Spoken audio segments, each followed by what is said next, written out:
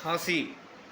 खांसी उठने पर मुंह से खौं खौं की आवाज़ निकलती है, छाती धड़कने लगती है। सूखी खांसी में रोगी खांसते खांसते बेदम सा हो जाता है, लेकिन बलगमी खांसी में कफ बाहर निकलता है। रोगी को छाती में जकड़न सी मालूम पड़ती है। दौरे के रूप में उठने वाली काली खांसी में छाती में अधिक तकलीफ होती है। खांसी के कारण नींद, उबासी आदि सब रुक जाते हैं।